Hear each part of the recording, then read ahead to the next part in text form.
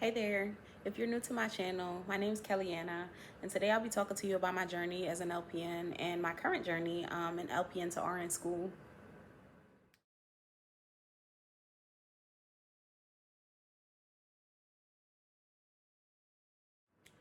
Let me first start by saying that LPN school was the hardest thing I have ever had to do in my entire life. When I tell you it was rigorous, it was very demanding, very time consuming, but I'm so glad that I made it to the other side to tell you about it. I officially became an LPN in December of 2023. Yeah, December of 2023. But I didn't start working until January of 2024. And then a few months after that, I decided that I knew that I wanted to go back to RN school because to me, I wanted more. Not to say that LPNs don't do a lot because they do. I've known LPNs to work in cath lab, dialysis, the hospital, skilled nursing facilities. But with the experience that I've had, I've only had opportunities to work in skilled nursing facilities. And for me, that's not really a place that I wanted to be because to me, that environment is kind of depressing for myself, especially because I've had loved ones that had to go through, certain skill facilities, and I didn't have a pleasant experience with it. So I'm currently a peds home health nurse, and I never saw myself going into peds. I actually got interested into peds because the school that I went to, we had a clinical rotation at Children's Hospital, and I fell in love with the children and seeing them smile and seeing them happy and knowing that I made a direct impact on their lives for the rest of their lives. And currently, being in peds home health, I have the ability to have a good work-life balance. I'm able to also go to school, so I work full-time while in RN school. I get flexibility if I need time off or maybe a test this day. I just kind of work it out with the family that I work with, and I absolutely love that. So I started school actually a couple months after I became an LPN and started working. Well, not a couple, I would say at least 6, because I started school in August of 2024 for RN. I'm currently doing the LPN to RN bridge. And I will say that becoming an LPN first helped me immensely as far as the workload, what to expect, the way that I study, the way that I carry myself, and how seriously I take school. I'm currently in term 2 of my program. Term 1 was a lot for me, just getting back in the swing of things, getting ready for school. And term 2 is kind of good. I'm not going to lie. For this term, I only go to school on Wednesday and Friday on campus, and then Monday and Thursday I'm on Zoom online. So that's not too bad. And then to be honest, with the kind of job I have, I'm able to study in between or just read. So that's very helpful. So I want to take you through my journey from the very, very beginning. So it started off, funny enough, I was working at WAWA. And I worked there for I think 2 or 3 years. And I worked directly across the street from a hospital. So people from the hospital would come in all the time. And I had a particular young lady ask me, have I ever thought about going into healthcare? And I'm looking at her like, no. She told me that I was so kind and that I should consider it. So I did. I went to a job fair that they had across the street at the hospital. I applied. I didn't hear anything back. So I'm the type of person, when I don't hear things back, I'm very adamant, especially when I want something. So I just kept showing up at their career fairs.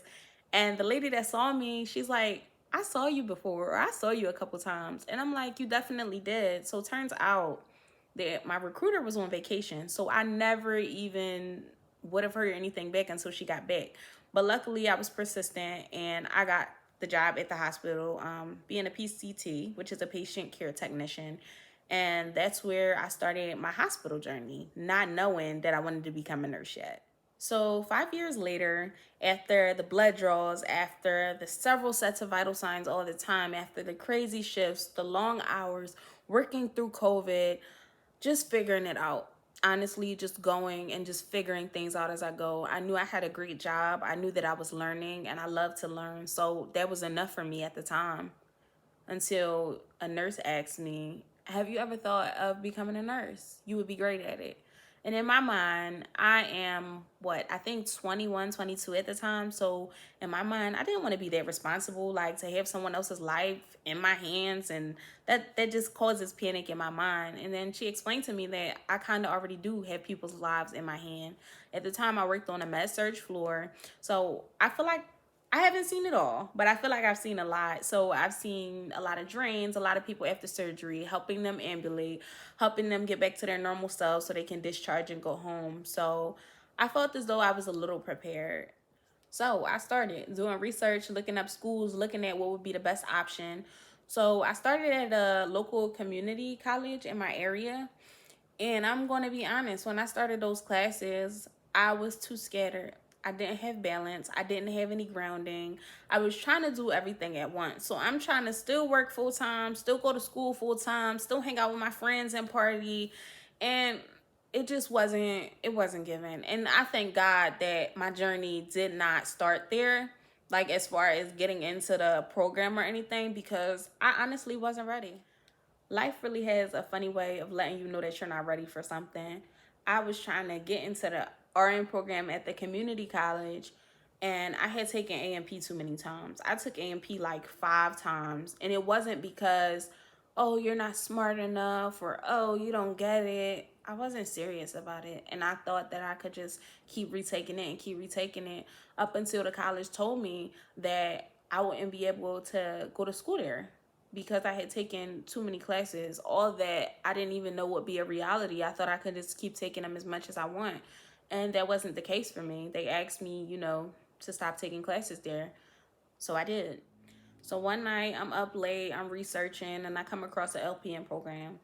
Prior to this, I had never heard about LPN, or I didn't know what it was. So I did some research, and I did some on YouTube, on Google, and I found out it was considered a licensed practical nurse. The program was accelerated, so my program that I was in was 11 months, and it taught you the skills of nursing. And I didn't understand what the difference between that was and the RN, so I had to do some more digging. RN goes more in depth with the disease processes, the lab work, the critical thinking, as to where LPN is more hands on, it's more skill based. So after finding that out, I went to orientation, and literally after the orientation that I went to, I think I was starting within the next 1 to 2 months for the LPN program. So I found that the LPN program was faster for me, which I needed because I was in a situation where I needed financial gain. And then it was also an opportunity for me to learn more in a short span of time. So that was good for me. Now let's fast forward into the end of 2023. I did it. I passed the NCLEX. I was so proud of myself. I passed on the first time, and I took the next gen NCLEX. So I was so proud of myself. I don't know what I thought I was getting into, because I thought I'm going to live my best life. I'm going to get a car. I'm going to do this. I'm going to do that. And that was not the reality. In January of 2023, I started working at a skilled facility. I did not like it at all. I didn't like it. It was paying well, though. That's the thing that gets you. I learned to never chase a job for money, ever, ever, ever, ever, ever, ever, ever. Because I got paid well. At the time, I was getting paid $34 an hour at the skilled facility as a brand new LPN.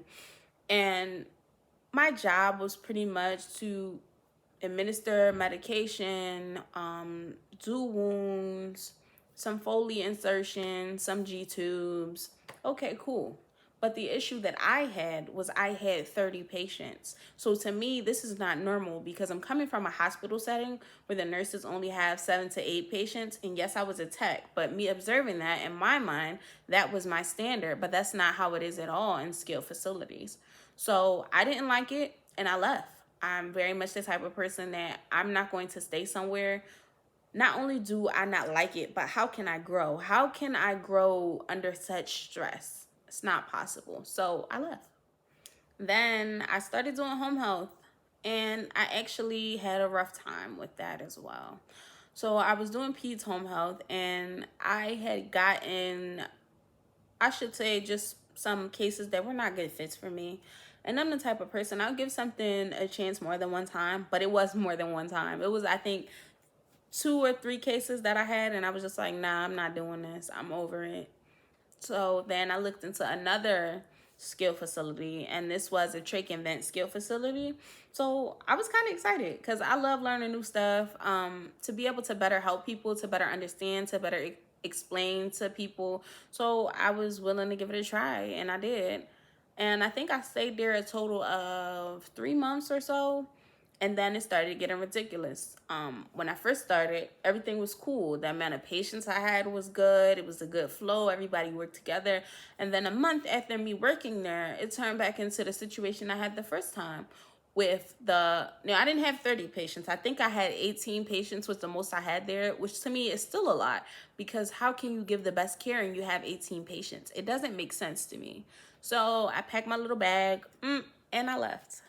Fast forward to now, we are in January 2025, and I am in Pete's Home Health again. I've been with my case since August, so since I started the RN program, and I absolutely love it. It flows perfectly. It's the perfect case for me and for the client that I'm serving, and it feels good to know that I'm appreciated. I'm in a clean environment. I'm in an environment where I'm thriving, because although I'm not doing all of the skills on the floor, I still do them in the home. I haven't lost any of my skills because the company that I work for provides me with a lot of education in case I forget something or in case I want to brush up with my skills. And then as far as school, I'm thriving because I'm not overly stressed. I'm not overly stimulated. I work with one patient and that's it. Some advice that I would give to anybody thinking about LPN or RN or currently in nursing school is to be able to find balance. Balance is extremely important when balancing school, when balancing your life, if you have kids, if you don't, if you just need to organize your time. So I have a planner. I have a planner for school, I have a planner for my finances, and I have a planner for my life. And I used to be the type of person to think that if I just put everything in the phone, I'd be good. But I need constant reminders because I'm constantly all over the place. So first, I would say the school planner.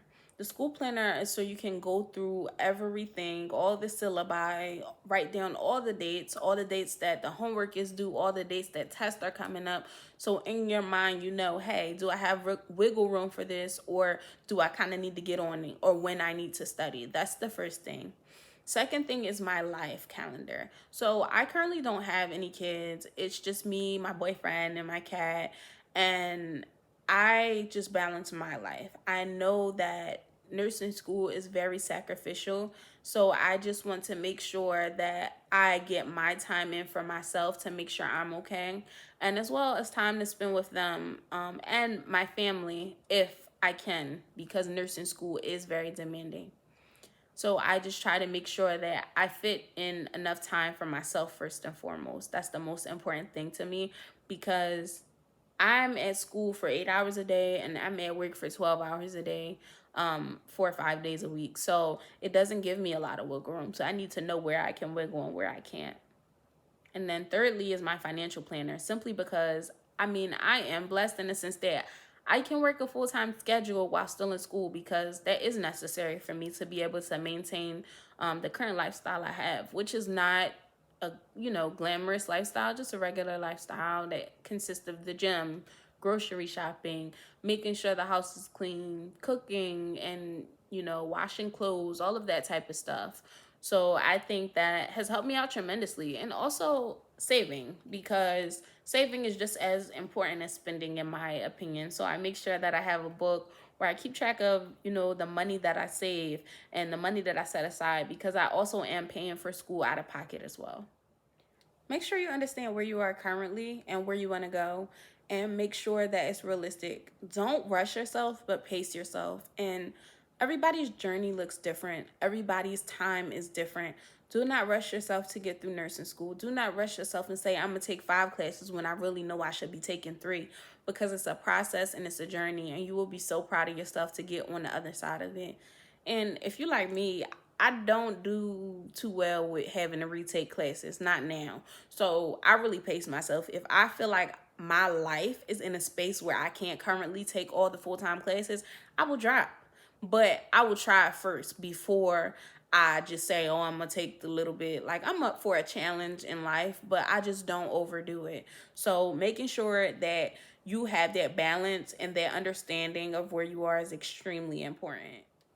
Everybody's journey is not the same. It will not look the same. Some people work while they're in school. Some people don't work while they're in school. Some people live on their own and they have to, pay rent. Some people live at home. Some people, this is their last chance. Some people, this is their first chance. Never compare yourself in your journey. Pace yourself. Know that it's okay and get through it and take your time.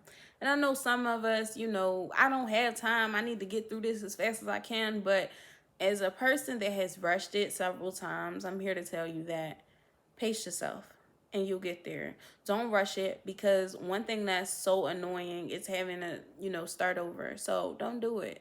Take your time, pace yourself, and know that you're going to get there.